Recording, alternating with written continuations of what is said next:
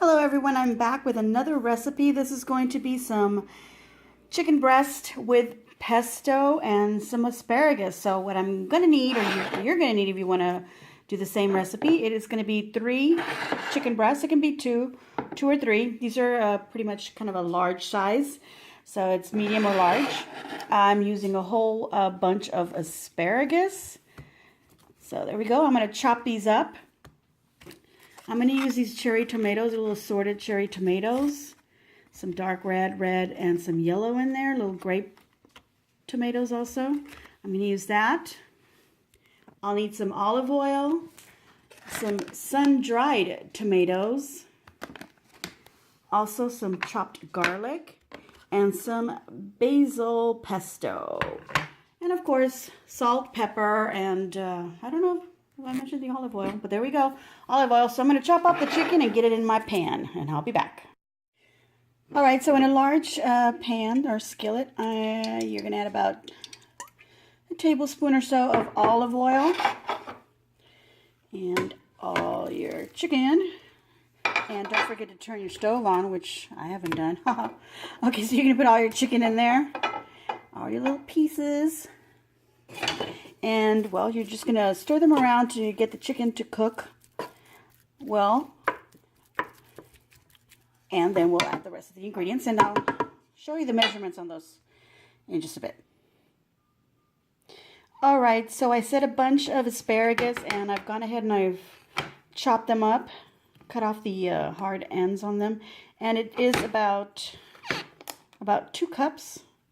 So that's the measurement on that. And I've cut up all these little tomatoes into half. Some of them I had to quarter to make them a little bit smaller pieces, but that's about the size that I want them. And the dried tomatoes are like this. This is how they come in the package. What I've done is I've chopped them up, into little pieces about that size. Just little chopped up pieces. And then I went ahead and I put them in a little bit of warm water to soften them up because they are kind of tough and they're kind of dry. So I just wanted to put them in the water for just a little bit while my chicken is cooking. Okay, I'm going to get my chicken to cook for about, 4 minutes, and then toss it around, and then another 4 minutes till it's cooked. And then I'm going to go ahead and add the asparagus, and I will be back and show you that. All right, I've had my chicken cooking approximately about 7 minutes. So I've added some pepper. I'm going to add some salt, and this is all just to taste. About a teaspoon of salt at the most there. Stir that up. And then I'm going to add my 2 cups of asparagus because I want my asparagus to start steaming. And what I'm going to do is I'm going to add a little bit of water, which is from the dried tomatoes. Okay, I'm also going to add about a teaspoon, maybe more of the garlic. I'm going to add another couple of teaspoons of chopped garlic. So that would be like maybe 2 large cloves, maybe 3 small ones.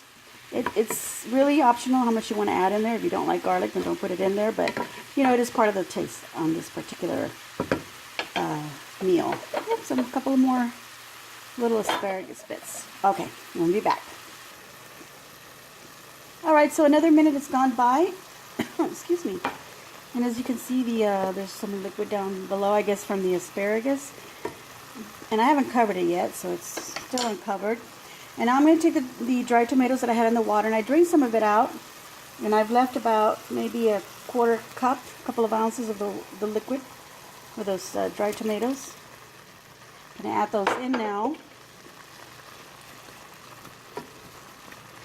Okay. So now what I'm going to do is, I'm going to go ahead and also add the cherry tomatoes. And just kind of stir those around. All right, what I'm going to do is I'm going to cover this up, and I'm going to let it, I'm going to keep an eye on it, make sure it doesn't dry up. The liquid in the bottom doesn't dry up and things burn on me. So keep an eye on it. Don't walk away. You might want to open it up every so often and stir it up a bit. And I'm going to give it about 5 minutes or so for the asparagus to steam up. So we're going to cover it up and be back in about 5 minutes. All right, it's been about 5 minutes, and look at all that steam. I did open it a couple of times, checked on it, and made sure nothing was burning. And it looks really good, and it actually smells really good. Let me get this out of the steam so you can look at it. Look at that. If you don't want your tomatoes to get so broken up, you want the little cherry tomatoes to look plumper, then add them in at the last moment, not when I did. But I really wanted them to cook in there. Okay, I'm going to add about 2 tablespoons of the basil pesto.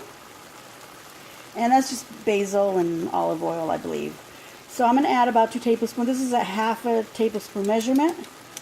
So I'm going to do this 4 times for about 2 tablespoons of pesto. Okay, one more. Now look at it. And if I like how pretty it looks, that'll be enough. Otherwise, I'll add a little bit more. Stir it in there. It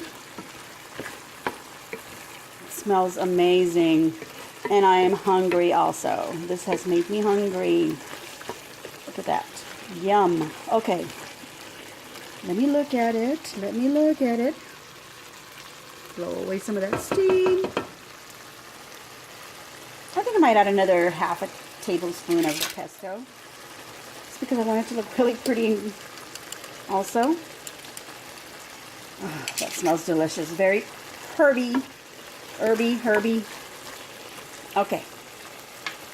I'm going to go ahead and turn off the heat. So let's see. I don't know how long it took me to cut up things. Maybe 5-7 minutes to prep things, like chop up things and then chop up the chicken. And then we did 4 minutes. 4 minutes, I was 8. So that's about 15 minutes. And then I did another 5 minutes, that's 20.